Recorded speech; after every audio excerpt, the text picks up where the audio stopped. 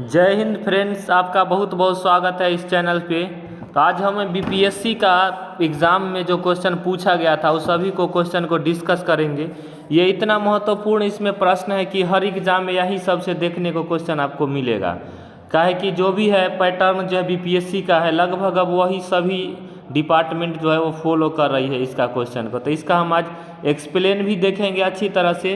तो चलिए हम वीडियो की शुरुआत करते हैं। तो सबसे पहला इसमें क्वेश्चन है आपका कि भारत में पशुपालन एवं कृषि का प्राचीनतम साक्ष्य प्राप्त हुए हैं। तो कहाँ से जो है इसका प्राचीनतम साक्ष्य प्राप्त हुआ है कृषि और पशुपालन का? तो इसका ऑप्शन होगा एक से अधिक। एक से अधिक कैसे? कि कई जगह से भारत में जो है वो कृषि और पशुपालन का साक्ष्य प्राप्त हुआ है। तो इसकी व्याख्या को हम जब पढ़ेंगे तो देखिए इसका व्याख्या में क्या कहता है कि भारतीय उपमहाद्वीप में पशुपालन एवं कृषि का प्राचीन स्थल मेहरगढ़ को माना जाता है, क्योंकि मेहरगढ़ से क्या मिला था? आपके चावल के दाने मिले थे। वहीं कृषि का प्राचीनतम साक्ष्य उत्तर प्रदेश में भी मिला था, संत कबीर नगर के लहुरा देव में। क्या है? लहुरा देव। और इसका टाइम पीरियड जो है वो माना जाता है, मेहरगढ़ में जो पशुपालन हुआ था उसका टाइम पीरियड 8500 ईसा पूर्व से माना जाता है, जबकि लहुरा देव में जो है इसका टाइम पीरियड माना जाता है 9000 से 7000 ईसा पूर्व के मध्य। उसके बाद अगला प्रश्न है आपका कि निम्नलिखित में किसको कैल्कोलिथ युग भी कहा जाता है? तो कैल्कोलिथ युग कहा जाता है आपके ताम्रपाषाण युग को, जिसमें तांबा और पाषाण मतलब होता है पत्थर। तो तांबा और पाषाण से मिला पत्थर का औजार मिला था। तो ताम्रपाषाण युग को कैल्कोलिथ युग कहा जाता है, जिन संस्कृति में तांबे के औजार के साथ साथ ही पत्थर के बने हुए उपकरणों का भी प्रचलन मिलता है, उन्हें प्रायः ताम्रपाषाणिक संस्कृति कहा जाता है।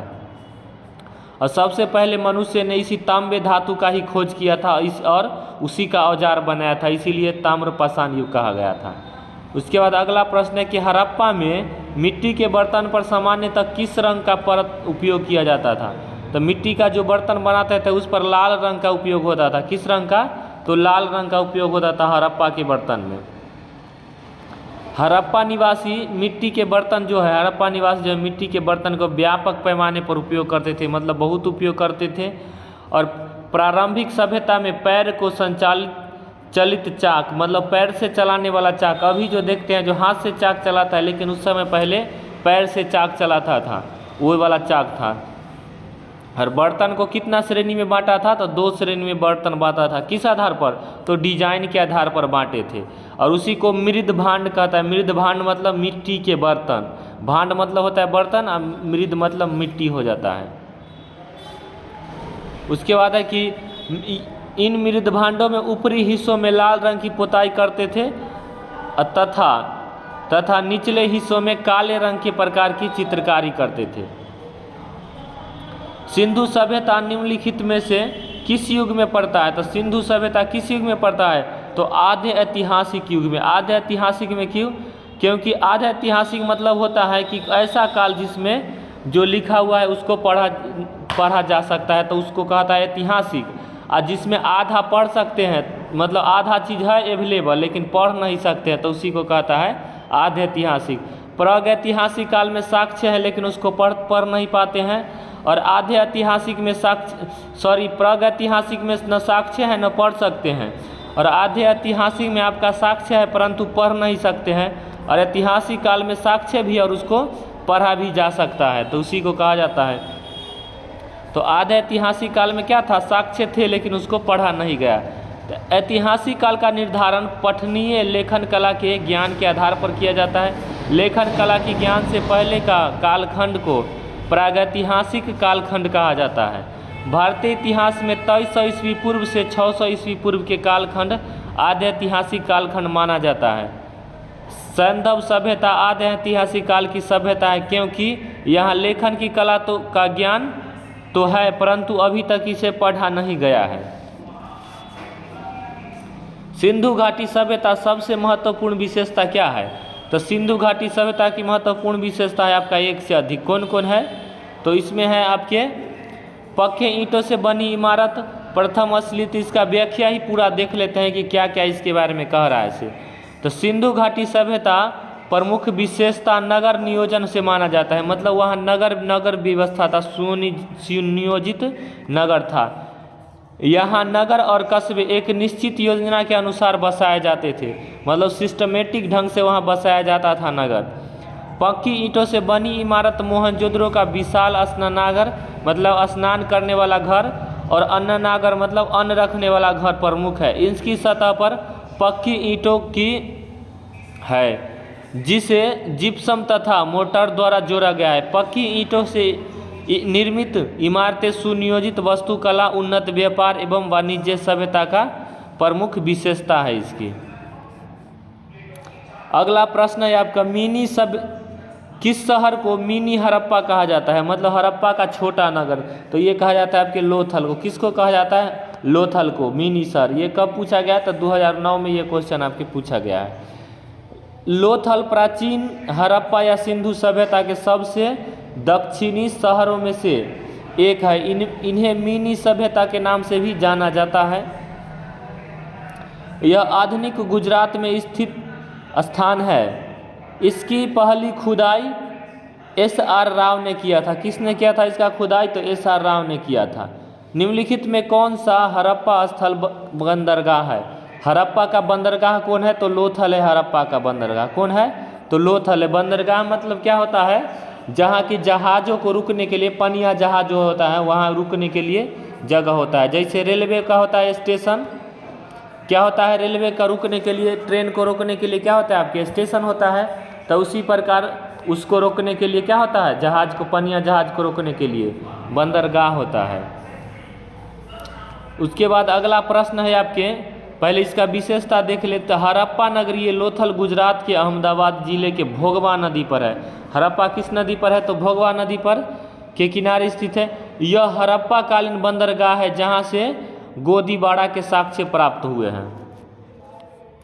निम्नलिखित में कौन हड़प्पा कालीन स्थल गुजरात में है? तो इसमें से गुजरात में कौन है? तो लोथल है आपके गुजरात में है। कहाँ है लोथल? तो गुजरात में। राखी गढ़ी आपके हरियाणा में है। प्रथम मानव जीवाश्म भारत के किस नदी घाटी से प्राप्त हुआ है? मानव का जो है जीवाश्म किस नदी घाटी से प्राप्त हुआ है? तो नर्मदा नदी से प्राप्त हुआ है। भारत में मानव का सर्वप्रथम साक्ष्य नर्मदा घाटी में अवस्थित हथनौरा नामक पुरास्थल से प्राप्त हुआ है। इसकी खोज पुरातत्व अरुण सोनीगा द्वारा 1982 में किया गया था। कब किया गया था? 1982 में। बुद्ध की प्राचीनतम प्रतिमा किस शैली से प्राप्त होती है? बुद्ध की जो प्रतिमा है वो किस शैली से प्राप्त होती थी? तो इससे एक से अधिक होगा। इसका ऑप्शन ई हो जाएगा आंसर। कौन हो जाएगा? एक से अधिक। बीपीएससी में आपका 5 ऑप्शन देता है, जिसमें एक ऑप्शन रहता है इनमें कोई नहीं या एक से अधिक। तो देखिए इसमें क्या कह रहा है इसका, कि कुषाण काल में ही गंधार एवं मथुरा शैली के तहत बुद्ध एवं बोधिसत्व क्या है? बहुसंख्यक मूर्तियों की बैठी और खड़ी स्थिति में निर्माण हुआ था। तो बुद्ध का देखते हैं कुछ बैठा हुआ स्थिति में मूर्ति रहता है, कुछ खड़ी हुई में। तो इस प्रकार से जो है गंधार कला शैली और मथुरा कला शैली दोनों में इसका मूर्ति मिला था। उसके बाद अगला प्रश्न है कि भारत में पहले साम्राज्य की स्थापना किस शासक के द्वारा किया गया था? तो साम्राज्य की स्थापना भारत में सबसे पहले किस शासक के द्वारा किया गया था? तो चंद्रगुप्त मौर्य के द्वारा किया गया था। चंद्रगुप्त मौर्य ने मौर्य वंश की स्थापना किया था। किसको? तो घनानंद को हराकर। किसको हराए थे ये? तो घनानंद को हराकर। और चंद्रगुप्त मौर्य का प्रधानमंत्री कौन थे? तो चाणक्य थे। कौन थे? चाणक्य, विष्णुगुप्त या कौटिल्य, उसी को कहा जाता है। चंद्रगुप्त मौर्य की गणना भारत के महान शासकों में होती है। वह भारत का प्रथम ऐतिहासिक सम्राट था। वह ऐसा पहला सम्राट था जिसने बृहत्तर भारत पर अपना शासन स्थापित किया और जिसका विस्तार ब्रिटिश भारतीय साम्राज्य से बड़ा था। उसके साम्राज्य की सीमा ईरान से मिलती थी। उसने भारत को सर्वप्रथम राजनीतिक रूप में एक बद्ध किया था। उस समय जो भारत में चंद्रगुप्त मौर्य जब शासन कर रहा था, पूरा पाकिस्तान, अफगानिस्तान, ईरान, सब म्यांमार, बांग्लादेश और सब भारत में ही था। अगला प्रश्न है, किस अभिलेख में कलिंग विजय का वर्णन है? तो कलिंग विजय का वर्णन किस अभिलेख में है? तो इसमें आपका इनमें से कोई नहीं अभिलेख होगा। क्योंकि इनका अभिलेख जो था वो 13वां अभिलेख में इनके बारे में वर्णन था। कलिंग की विजय का उल्लेख अशोक के 13वें शिलालेख से प्राप्त हुआ है। हाथी गुफा अभिलेख में चेंदी राजा खारवेल की है। आत्मकथा की स्तुति, यह गुफा भुवनेश्वर के पास उदयगिरी पहाड़ी में स्थित है। निम्नलिखित में से किस हड़प्पाकालीन स्थल से टेराकोटा का हल प्राप्त हुआ है? टेराकोटा का हल किस स्थल से प्राप्त हुआ है? तो ये बनमाली से प्राप्त हुआ है। हरियाणा के फतेहपुर जिले में स्थित बनमाली से टेराकोटा का हल प्राप्त हुआ है। निम्नलिखित में से किस हड़प्पा नगर में जूते हुए खेत के निशान मिले हैं? तो जूते हुए खेत के निशान आपके कालीबंगा से मिले। कहाँ से मिले हैं? तो कालीबंगा से मिला है। हरियाणा के फतेहाबाद जिले में स्थित बनमाली से पक्की ईंट मिले। पक्की ईंट कहाँ से मिला? बनमाली से। और जूते हुए खेत का साक्ष्य कहाँ से मिला? तो आपके कालीबंगन से मिला है। गुजरात के धौलावीरा से हड़प्पा लिपि के बड़े आकार के 10 चिन्हों वाला एक शिलापीठ मिला है। शिला मतलब होता है पत्थर, पट मतलब पत्थर पर लिखा हुआ शिलापट। निम्नलिखित में से हड़प्पा और मोहनजोदड़ो से उत्खनन से संबंधित नहीं है। तो इनमें कौन हड़प्पा और मोहनजोदड़ो के उत्खनन संबंधित नहीं है? तो ये एडम स्मिथ नहीं है संबंधित। बाकी ये सभी जो है वो हड़प्पा स्थल को खनन किए थे। जैसे 1921 ईस्वी में दयाराम साहनी ने हड़प्पा का खनन किया था। उसके बाद मोहनजोदड़ो का उत्खनन जो है रखाल दास बनर्जी ने 1922 में किए थे। इस प्रकार से ये जो है आपका एडम स्मिथ जो है वो नहीं किए थे। तो इस एडम स्मिथ हड़प्पा सभ्यता की खोज से संबंधित नहीं है, बल्कि इंडोलॉजिस्ट एवं इतिहासकार के रूप में प्रसिद्ध है आपका एडम स्मिथ। और इतिहास के जनक भी एडम स्मिथ ही को ही कहा जाता है। बोगज कोई का महत्व इसलिए है कि बोगज कोई का महत्व किस लिए है ये पूछ रहा है। तो बोगज कोई का महत्व है कि वहाँ जो अभिलेख प्राप्त हुए हैं उनमें वैदिक देवी एवं देवताओं का वर्णन मिला है। वैदिक देवी देवताओं का वर्णन मिलता है, इसीलिए आपका बोगज कोई महत्वपूर्ण है। अगला आपका प्रश्न है मिलान करने वाला। कौन सा कैसा प्रश्न है? मिलान करने वाला। तो मिलान करने वाला का बनाएंगे कैसे कि एक को जानिए बस, दूसरा बाकी को बना लीजिए। तो इसको पहला चलिए देखते हैं कि क्या है प्रश्न।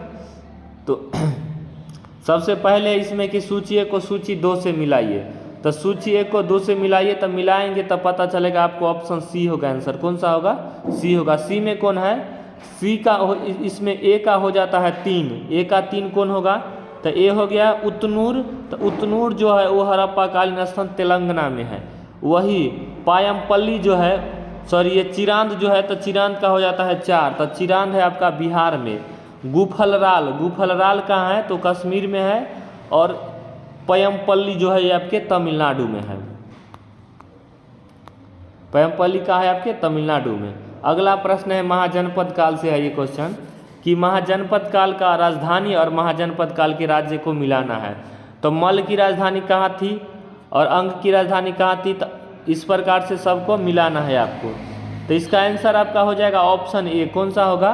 तो ऑप्शन ए होगा आंसर। ऑप्शन ए में क्या रहा है कि मल्ल की राजधानी जो है कहाँ थी आपके? तो कुशीनरा थी। और अंग की राजधानी कहाँ थी? तो अंग की राजधानी थी चंपा। कहाँ थी अंग की राजधानी? चंपा थी। और गंधार की राजधानी कहाँ थी? तो तक्षशिला थी। और वत्स की राजधानी था कौशाम्बी। वत्स के कहाँ था? तो कौशाम्बी में था।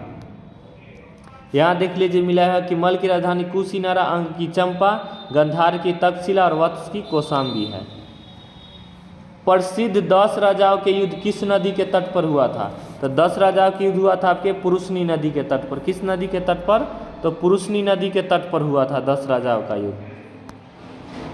10 राजाओं मतलब 10 राज का युद्ध, इसी को 10 राज या 10 राजाओं का युद्ध कहा जाता है। यह पुरुषनी नदी के तट पर हुआ था, जो वर्तमान में रावी के नाम से जाना जाता है, जिसमें भारत जन के राजा सुदास ने 10 राजाओं के संघ को हराया था।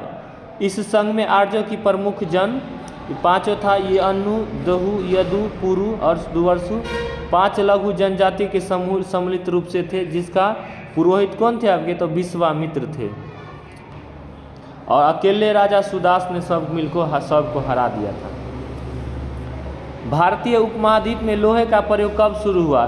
तो लोहा का प्रयोग इनमें से कोई नहीं होगा। ऑप्शन क्या होगा? इनमें कोई नहीं होगा, क्योंकि लोहा का जो है शुरू भारतीय उपमहाद्वीप में लोहे का उपयोग का कोई प्राचीनतम तिथि निश्चित नहीं है, कब से शुरू होने लगा से।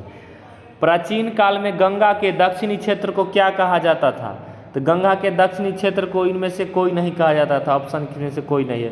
प्राचीन काल में गंगा के दक्षिणी क्षेत्र को मगध के नाम से जाना जाता था। तक्षशिला जो है सिंधु और झेलम नदी के बीच स्थित है। चोल गोदावरी नदी के दक्षिण में स्थित है। अनंत महाभारत के वर्णित प्राचीन भारत के वैदिक कालीन साम्राज्य था। दूसरी शताब्दी के आसपास रचित संस्कृत के शिलालेख के अनुसार सुदर्शन झील कृत्रिम जलाशय की मरम्मत किसने करवाया था? तो किसने करवाया था इसका मरम्मत? तो इसका मरम्मत आपके करवाए थे, ऑप्शन सी है इसका आंसर। सी में कौन है? तो इसका मरम्मत करवाए थे आपके रुद्रदामन। कौन करवाए थे? तो रुद्रदामन। रुद्रदामन के बारे में चलिए थोड़ा सा जान लेते हैं कि कौन है रुद्रदामन से। तो रुद्रदामन का जूनागढ़ अभिलेख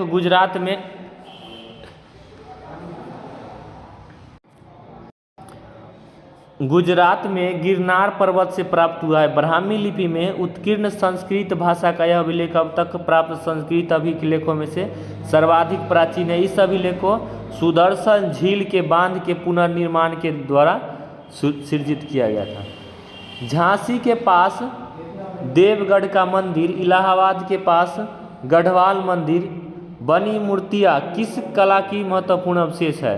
तो ये जो मूर्ति बनी हुई है किस कला की मूर्ति है? तो ये आपके है गुप्त कला की मूर्ति। किस कला की है? तो गुप्त कला की मूर्ति है। देवगढ़ का दशावतार मंदिर जो वर्तमान में उत्तर प्रदेश के ललितपुर जिले में अवस्थित है, यह गुप्तकालीन मंदिर है। किस काल की यह मंदिर है? तो गुप्त काल की है। वही इलाहाबाद में गढ़वाल जिले में स्थित जो मंदिर है गढ़वा मंदिर, ये गुप्तकालीन मंदिर ही है। ऋग्वेद का कौन सा मंडल पूर्णतः सोम देवता को समर्पित है? तो ये आपका 9वां मंडल है। कौन सा मंडल है? तो 9वां मंडल है आपके सोम देवता को समर्पित। ऋग्वेद में कुल 10 मंडल है। 10 मंडल में से 9वां मंडल जो है उसके सभी 114 सूक्त जो है वो सोम देवता को समर्पित है। सोम जो है एक प्रकार का था क्या? पेय पदार्थ था जिसे युद्ध के समय में सैनिक को पिलाया जाता था। ऋग्वेद संहिता का 9वां मंडल पूर्णतः किसको समर्पित है? तो देखिए वही क्वेश्चन को फिर से पूछ दिया है। तो ये है आपके सोम देवता को। सोम और ये क्या है? एक प्रकार का पेय पदार्थ है। गायत्री मंत्र किस पुस्तक से मिलता है? तो गायत्री मंत्र आपके ऋग्वेद से लिया गया। किस पुस्तक से? तो ऋग्वेद से। गायत्री मंत्र ऋग्वेद में उल्लेखित है। इसके रचनाकार विश्वामित्र है। यह मंत्र ऋग्वेद के तृतीय मंडल में है। ऋग्वेद किस मंडल में है? तो तृतीय मंडल में है। ऋग्वेद के तृतीय मंडल में गायत्री मंत्र है। निम्नलिखित में किस भारतीय दर्शन ने परमाणु सिद्धांत का प्रतिपादन किया? तो परमाणु सिद्धांत का प्रतिपादन किसने किया था? तो वैशेषिक दर्शन ने। किसने किया था? वैशेषिक दर्शन ने। महावीर स्वामी का जन्म कहाँ हुआ था? तो महावीर स्वामी का जन्म कुंडलग्राम कश्मीर में हुआ था। कहाँ हुआ था? कुंडलग्राम में। इनके बारे में जान लेते हैं। देखिए कितना बारी क्वेश्चन पूछा है आपके। 1997 में पूछा है, 2005 में पूछा है, 2011 में, बीपीएससी में ही इसमें पूछा है 3 बार। और देखिए 53 से लेकर 55 सब में पूछा है। और बाकी अन्य एग्जाम में तो बहुत बार पूछा होगा ऐसा क्वेश्चन। तो इनके बारे में, महावीर जी के बारे में जान लेते हैं। महावीर स्वामी का जन्म कुंडलग्राम या कुंडलपुर वैशाली के निकट लगभग 599 ईसा पूर्व में हुआ था। उनकी माता का नाम क्या था? त्रिशला था, जो वैशाली के लिच्छवी गणराज्य की प्रमुख चेटक की बहन थी। तथा इनके पिता का नाम सिद्धार्थ था, जो ज्ञात्रीय क्षत्रिय संघ के प्रधान थे। अब बड़े भाई का नाम क्या था? नंदीवर्धन था। इन्हीं से इन्होंने आज्ञा लेकर के चले थे इस चीज़ को